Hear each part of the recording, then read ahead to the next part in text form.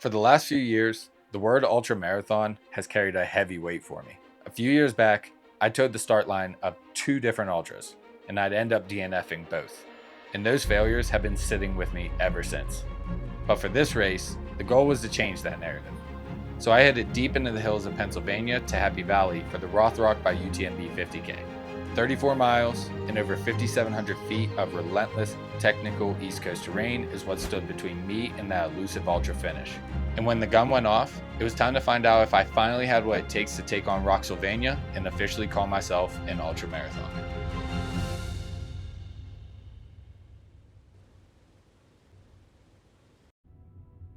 Caitlin and I arrived in Happy Valley a few nights before the race to stay at Bellefonte Campground. This gave us a couple days to relax and get ready while hanging out in this awesome little yurt. It came complete with a fire pit, which we sadly didn't get to use because of the rain, and a sauna on site, which I made sure to hit every single morning. The day before the race, we headed over to the expo as we made our way to our next stay at the Hartman Center campground. It was relatively quiet by the time we arrived, which made it easy to grab my bib and get things sorted. How do you feel about your bib number? 258, it's a good number. Any feelings about those numbers? Has 0 numbers that I like in it, so. I guess 2, Derek Jeter is the closest we come. Afterward, we hung out for a bit to catch the race briefing and get a final feel for the course.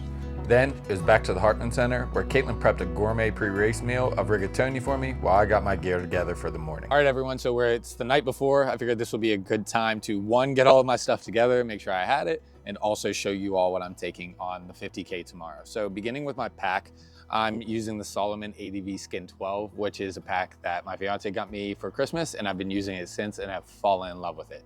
I'm a huge fan of Salomon packs. I know they're super popular, so highly recommend this for any long distance races that you're doing. As far as shoes, I'm rolling with the Ultra Olympus 275. I started using these last year and I've fallen in love with them. I love the feel on foot, and it was kind of a last minute decision. I was deciding between a couple of different shoes, but ultimately decided to go with these because I feel most comfortable in these, and especially for longer distances, they make my feet feel really, really good across those longer distances. So we'll see how they hold up tomorrow. As far as nutrition, I've got a few different options, as you can see here. The main 2 are going to be this Huma Ultra, which is 40 grams of carbs, and also the Precision 30 grams of carbs, and I'm going to be using those every hour. So I have about 7 here. That might be a little bit much, might be a little bit less. We'll find out tomorrow, but that's going to get me to a 70 gram carb total per hour. Now I will supplement with some things on course, like natural foods. They're going to have NAC at the aid stations, so things like the NAC gels I'll probably use, and see what they have at each aid station. This Tailwind is mainly going to be for the beginning. I'll have this in one of my flasks, and I'll drink that probably across an hour to help supplement some of this. Now, you see 2 flasks sitting here. I do have to have a total of 2 liters. So these are 500 milliliters each. I have 2 others I'm going to have in my pack. Now, I don't have to have water in those the whole time. It's just I have to have a 2-liter carrying capacity. Now, I typically am on the lighter drinking side when I'm running. So these 2 flasks will probably be my main 2 that I'm using. And then I'll have the other 2 just in case as backups. But I don't think I'll end up needing them. And then, of course, a reusable cup that I actually just got from UTMB. I have another one of these at my house that I got at my last UTMB race that I forgot to bring. So luckily they gave me another one in the welcome pack. And then, of course, you have my bib, which is 258. So got that just a little bit ago. And yeah, that's pretty much all I'm going to have on the course tomorrow. Of course, I have to have this as well. This is what lets them know that I'm in the race, so I can't lose this. So I'm keeping this strapped tight to me. But outside of that, I believe this should be a good fueling plan. And also, I like to keep things light. Naturally, I also have the camera that I'm talking to right now. I'll have that on course as well to record, let you guys know how the race is going and how everything's flowing along the race. But yeah, that's my kit for tomorrow. I'll let you all know afterward how it worked. And yeah, all things ready to go. The Rothrock 50K starts at the Tussey Mountain ski resort. There's a short stretch of road before it tackles a brutal 2-mile climb straight up to the little flat fire tower. From there, it runs across classic East Coast terrain, rolling deep into the state forest to navigate the dense woods and technical rock gardens of Bear Meadows and Big Flat. Around mile 20, the course drops down into a more runnable, forgiving section before approaching Shingletown Gap around mile 27. Here, the course hits the notorious Cliffs of Insanity.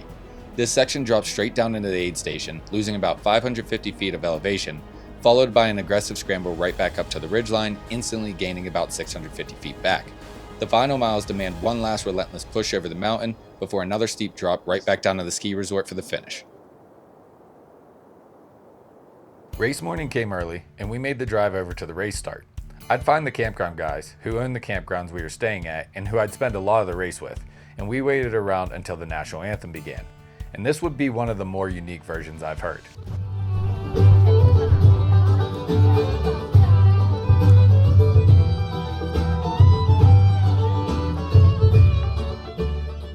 Then, just like that, we were off for the first official Rothrock by UTMB 50K. The course started exactly how you'd expect a Pennsylvania Ultra to start, pointing straight up.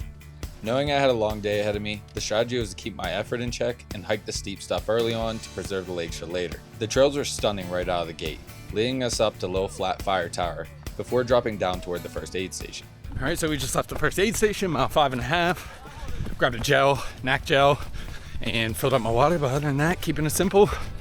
Feeling good so far, but still early days. Coming out of that first stop, the trail hit some incredibly steep sections that had everyone power hiking, followed immediately by classic ankle-rolling East Coast rock gardens. There were a few stumbles along the way, including one by me where I cut my pinky open a bit. It took some focus, but the reward was the trail opening up to these massive sweeping views of the valley. All right, second aid station down, 2.5 miles in.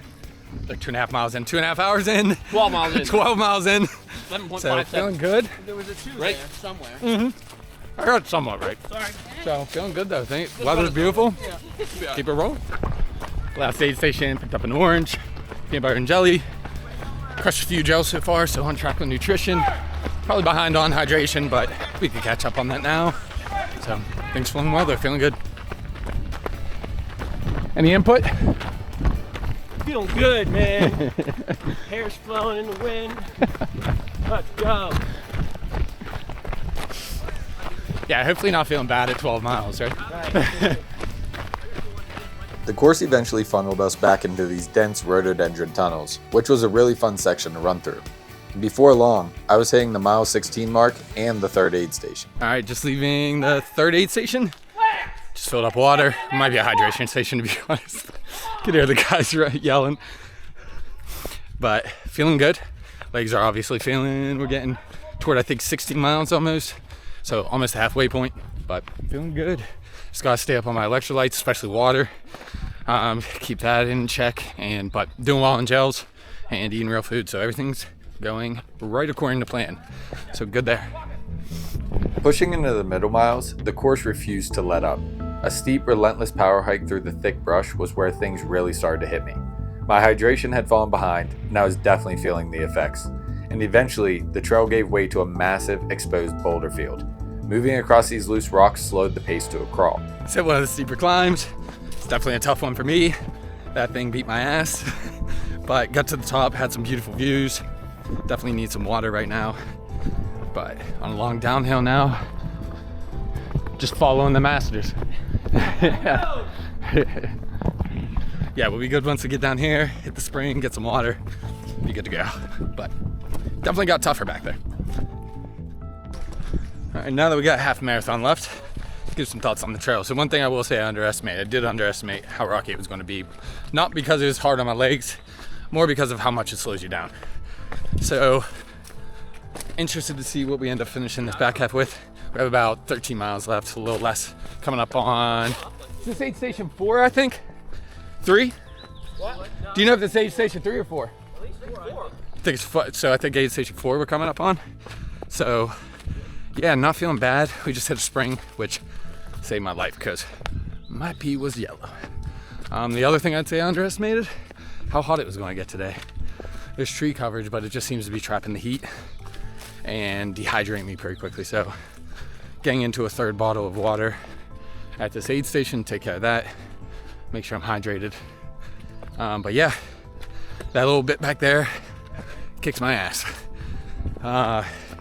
Hip flexors started to feel it, quads started to feel it, but just had a nice little break to get this water and feel a bit revived after that. So pushing on from here, less than a half marathon. Leaving that aid station, the course widened to a runnable dirt road. It was a nice switch up and let us pick up the pace, gauge how the legs were holding up, and lock into a steady rhythm to chip away for a few miles. The push toward the Pine Swamp aid station had some more steady climbing, and the race organizers even set up a skeleton right off the trail, which was starting to feel like a pretty accurate representation of the legs at this stage in the race. All right, here we are at Pine Swamp, Shingletown Gap next. Feeling good. Feeling a lot better than I was in the last video, that's for sure. Let's just get some water and a little bit of food. Leaving Pine Swamp, the course mixed a few more rocky patches with some wider runnable paths. And by this point, I was hitting a high in the race and decided to push on from the campground guys. I'd been running with them the entire race and loved every mile, but I figured it was time to see what my body had left. So I joined two other runners, Rory and Elin, who I'd share a few miles with before pushing on from them to Shingletown Gap. All right, so we are 27 miles in. Feeling fantastic, to be honest with you. I got my water back up, started taking more gels, got my energy levels back up. So everything has been flowing the last few miles. And now it's about not blowing myself up in the last 6 miles. But we got a nice downhill.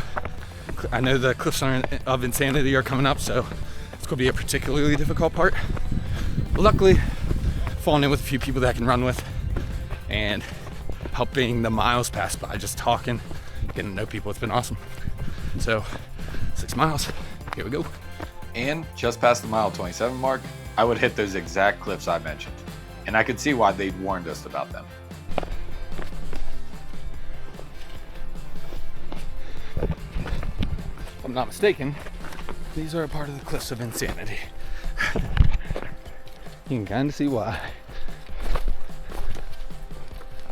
And to put the difficulty of this course and the insane speed of the front runners into perspective, while I was still out there battling the ropes and navigating the final miles, the award ceremony was already wrapping up back at the ski resort.